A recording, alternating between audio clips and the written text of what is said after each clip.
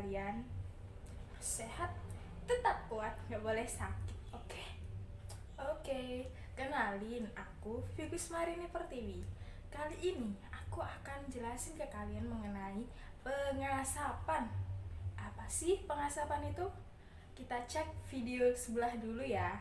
Aku dapat video ini dari Trans7 dengan penjelasan dari aku tentunya.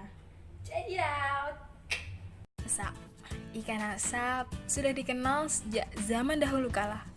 Konon terjadinya tanpa disengaja. Ketika itu, umumnya orang mengawetkan daging dan ikan dengan cara dikeringkan di bawah terik matahari. Namun pada musim hujan dan musim dingin, orang mengeringkan dengan bantuan api di bawah tungku dapur, sehingga pengaruh asap pun tidak dapat dihindarkan. Tapi ada versi lain loh.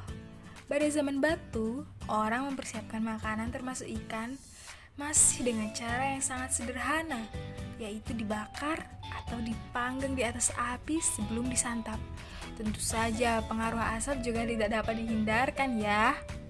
Akibat pengolahan tersebut, makanan pun bercita rasa asap dan warnanya kecoklatan.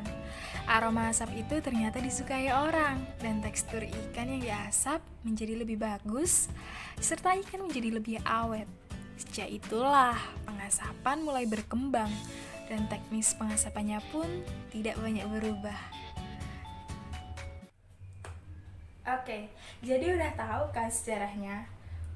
Kalian tahu nggak pengertian dari pengasapan sendiri itu apa? Nggak pengertian sih, intinya kalian tahu nggak sih pengasapan itu apa? Jadi, pengasapan adalah metode pengawetan bahan pangan, khususnya daging dan ikan. Makanan diasapi dengan panas dan asap dari pembakaran. Nah, itulah mengapa makanan disebut diasapi atau melewati proses pengasapan.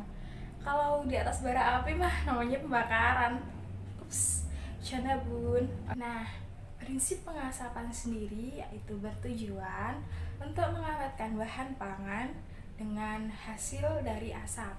Tapi pengasapan sendiri itu merupakan kombinasi dari dua cara pengawetan, yaitu pengeringan dan pembakaran. Di pengasapan sendiri ada dua metode, tradisional dan modern. Pengasapan dingin sendiri menurut Abu Faiz tahun 2008 merupakan metode pengasapan di mana ikan diletakkan agak jauh, tidak terlalu berdekatan dengan pembakarannya. Suhu berkisar antara 40-50 derajat Celcius dengan memakan waktu 1-2 minggu.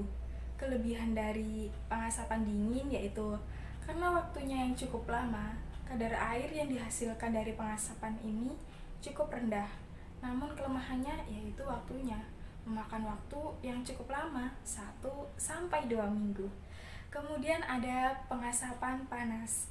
Di pengasapan panas ini, waktu yang dibutuhkan cukup singkat, cukup 3-4 jam, dengan suhu berkisar antara 60-70 derajat Celcius.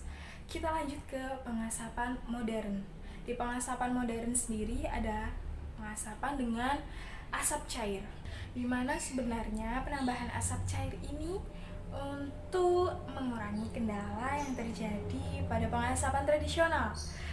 Penggunaan asap cair ini dihasilkan dari proses destilasi yang mengubah asap yang awalnya merupakan gas menjadi cairan. Menurut Simon et al. Tahun 2005, penggunaan asap cair ini memiliki beberapa keuntungan. Yang pertama, hasil yang dihasilkan dari pengasapan ini seragam. Yang kedua, lebih efektif dan efisien. Yang ketiga, lebih mengurangi polusi yang terjadi pada lingkungan, serta yang paling penting, pada pengasapan asap cair ini mengeliminasi senyawa karsinogen. Kalian tahu kan, senyawa karsinogen itu cukup berbahaya bagi tubuh. Nah, pada pengasapan asap cair ini, senyawa karsinogen tereliminasi, sehingga insya Allah aman. Oke, setelah kalian mendengarkan dan melihat aku bercakap-cakap banyak sekali, tadi ada sejarah, pengertian, dan juga metode pengasapan. Sekarang aku mau jelasin ke kalian pengaruh pengasapan sendiri ke bahan pangan yang diasapi. Jadi bahan pangan tersebut kalau diasapi itu jadi seperti apa sih? Rupa, rasa, dan lain-lain deh. Yang pertama ada daya awet bahan pangan. Ya namanya juga diasapi. Diasapi merupakan salah satu proses pengawetan kan.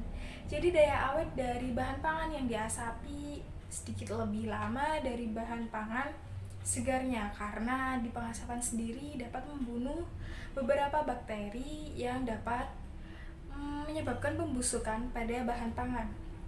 Yang kedua ada rupa. Dari bentuknya, ikan yang diasapi memiliki kulit yang mengkilap dan hitam ya.